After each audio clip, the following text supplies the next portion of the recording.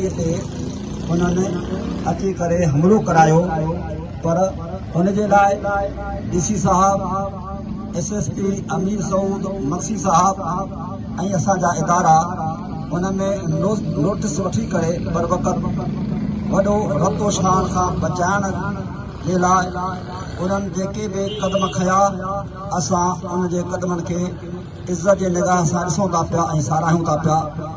ऐं उन सां गॾोगॾु जेके तौहीनूं असां अची हिन प्रेस क्लब प्रियालो पहुची चुको आहे।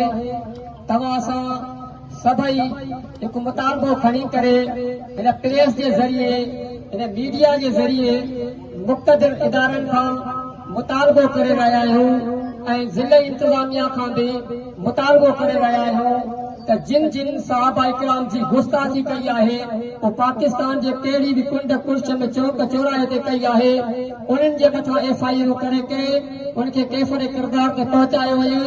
जेको इहो मुतालबो खणी करे आया आहियो ऐं इन मुतालबे सां तव्हां मुतफ़िक़ आहियो त उहो साथी सभु हथ मथे करियो त मीडिया वारा ॾिसनि त सभु माण्हू कंहिंसां गॾु हिकु बि हथ हेठि न हुजे, जंहिं वक़्तु मुतालबो थिए हथ मथे हुजे ऐं नारा तकबीर जा नारा बुलंद थी वञे।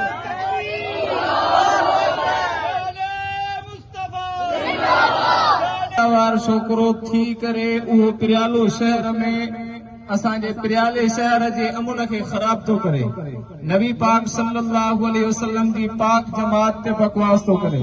सब खां पहिरियां तव्हां ही ॻाल्हि सम्झो त अल्लाह तबारक व तआला क़ुरान पाक जे अंदरि नबी पाक सल्लल्लाहु अलैहि वसल्लम जे दुश्मन सां अल्लाह साईं क़ुरान में रहत न कई आहे।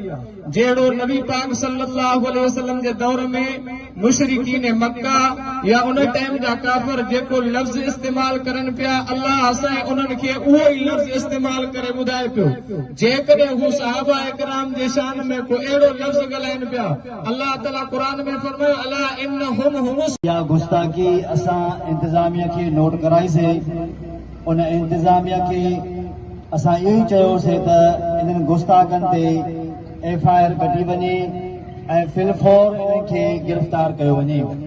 असांजे जमायत जो पुरअमन दस्तूर आहे त असां कॾहिं बि कानून हथ में न खणंदा आहियूं।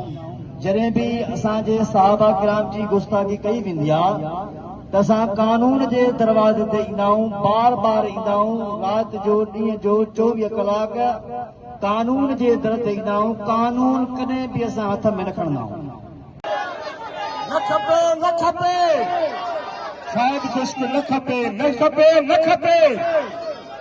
जेको प्रियाल जो अमन तबाह करे, जेको गुस्ताखनि जी सरपरस्ती करे, जेको जायज़ मुतालबा हल न करे, इहो ऐसो न आहे, इहो अमन जो दुश्मन आहे, बल्कि पुलिस जे मुक़द्दस शोबे जो भी दुश्मन आहे, जेको इस्लाम खे दागदार करणु चाहे थो। यादि रखो, ही सुन्नी क़ौम हक़